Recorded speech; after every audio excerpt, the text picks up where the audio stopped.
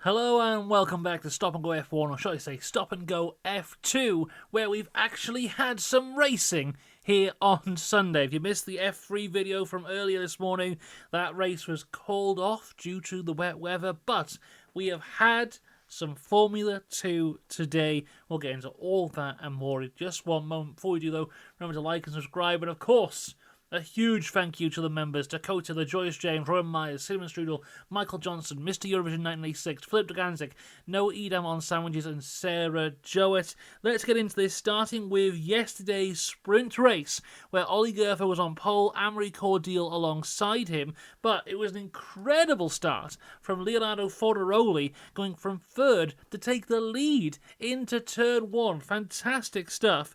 There is, though, a crash not far behind him in turn one, with for sure spinning through Eau Rouge in quite a scary moment. This brings out the safety car. The initial crash was between Luke Browning, Crawford and Vashaw, all involved, going three wide into turn one. This turns into a virtual safety car. Crawford still in the race, Vashaw is out. Safety car ends on the end of lap 4, but these guys are all really championship contenders, the three guys involved in this incident here. And for a lot of our championship guys, this was a very, very bad weekend. Safety car ends on the end of lap 4, and as the pack just gets away again, the front left end section of Pepe Marti's front wing just flies away under no pressure whatsoever. He just flies through the air. Alex Dunne, who has been an absolute hero this weekend. I have been very critical about Alex Dunne at times, especially after what happened in Monaco. But since that moment, he has been absolutely fantastic, and this is his best F2 weekend ever. Really, really fantastic stuff from Dunne this weekend, and he's already making moves off the start of this safety car, passing Stanek, passing Miata, moving up the field. Cordial is on the back of Fornaroli for the lead at the end of lap 6. Fornaroli was noted here for a safety car infringement, although there was no further action for that. Further back, there's a beautiful battle between Lindblad and Mini for P6. Lindblad having a good weekend as well this weekend. Alex Dunne now is on the back of the fight, but not able to gain that position.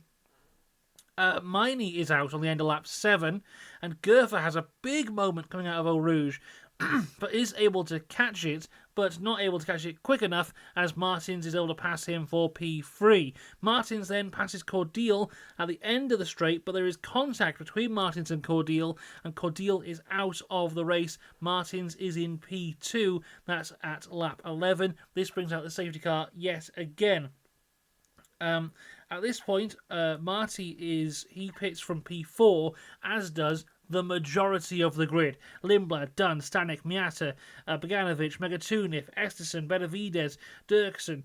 Did I say Benavides? He wasn't even in racing. I don't know who I've written down there. Marty Villagomez, Crawford, all of them in the pits. There's a slow stop for Lindblad. Marty now is in P6, the highest placed driver, who is now on the new soft tyre. Only the top 5 of the race did not pit. They're Fornaroli leading the way, Martins P2, Gerfer P3, Mini P4, and Kian Shields in P5. All of them have not stopped. Everyone else on new soft tyres. And we've seen this happen before here in Formula 2. We have a late safety car, the majority of the grid pit for new tyres, and from there we get a fantastic end to the race, and this was no exception. Safety car ending on lap 14 of 18. Not a great restart from Fornaroli. Victor Martins all over the back of him. Further back, Mini passes Gerfer for P3. Marty passes Shields for P5. Stanek and Dunne pass Shields as well. Shields just dropping like a stone down the grid, but to be fair, that's what I expected from Shields at this point, especially on those older tyres. Lindblad has a tap with Boganovic into turn 1. Dunne passes Stanek, an unbelievable dive into turn 1 from Alex Dunne. Then Alex Dunne getting another great move, gets it past Marty for P5, and they are side by side into Eau Rouge. Dunne backs out and gives a place back to Pepe Marti. Now here, of course, these guys have the advantage on these new softer tyres, but because of Dunne's tremendous speed and the fact that he was now fighting Marty, who was the leader of this pack of new tyres, it meant that the soft tyre drivers were potentially slowed down a little bit, gave a bit more of not an advantage, because they didn't have an advantage, but gave a bit more to those on the older tyres, because these guys were just fighting. Meanwhile, Stanek now gets past Dunne as well for P6. There's a 5-second time penalty for Bogdanovic for track limits. Megatunif is out though. The car is stopped on the Kemmel Straight on lap 17 of 18. This brings out the safety car where the race ends. And as we cross the line, this is our top 10. Bennett is 10th. Lindblad in 9th. So overall, not a great finish to the sprint race from Arvid Lindblad. Miata in 8th. Dunne in 7th. Stanek in 6th. Marty is 5th.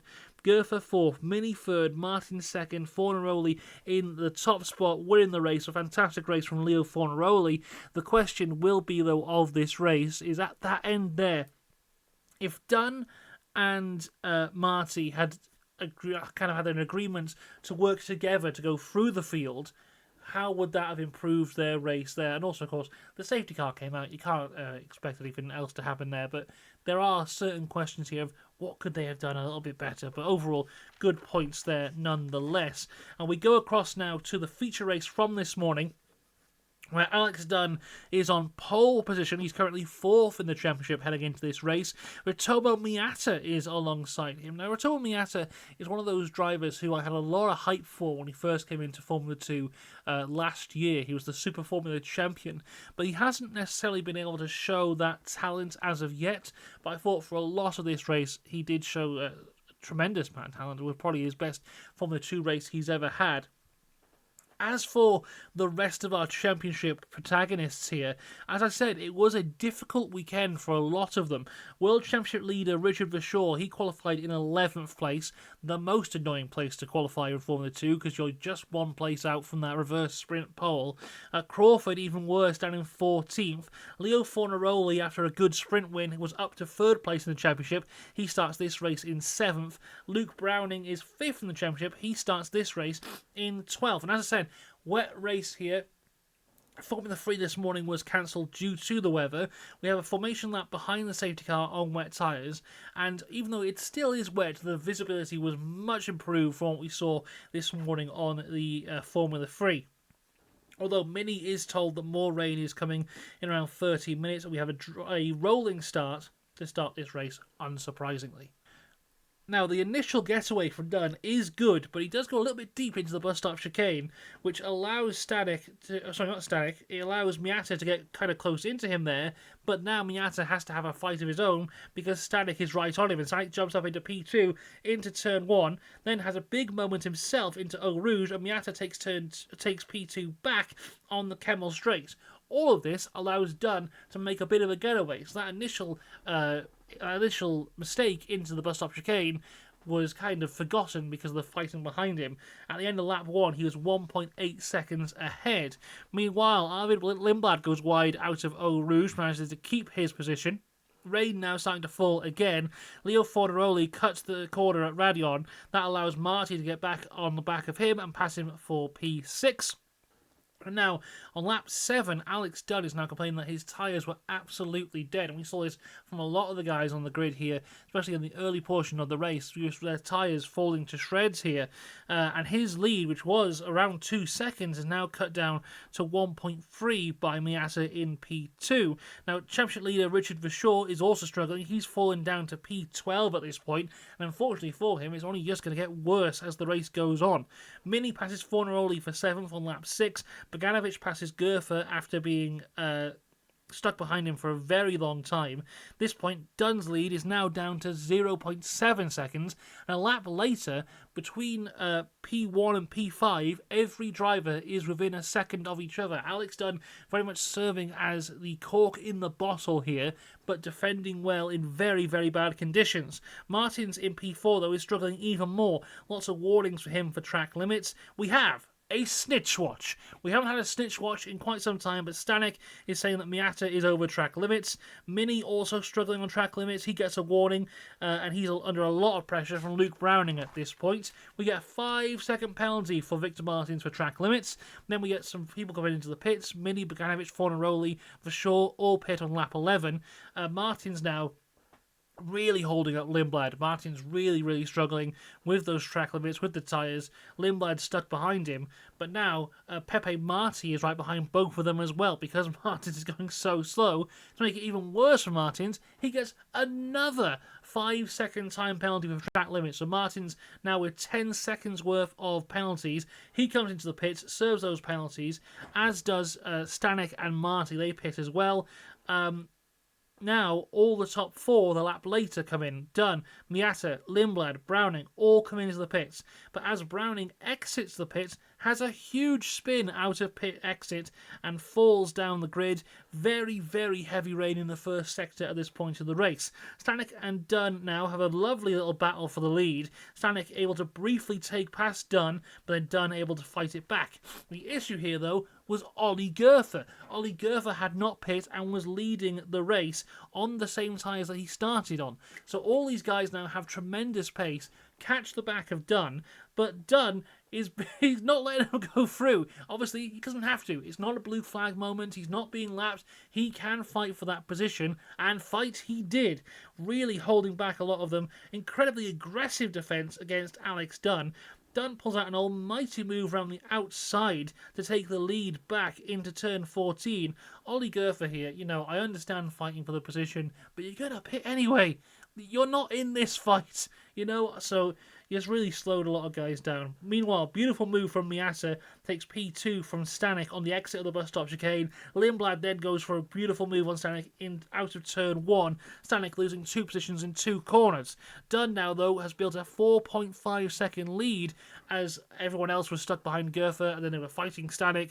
Meanwhile, during replays, Miata spins, falls from 2nd to 4th place, gives Lindblad 2nd, Stanek 3rd.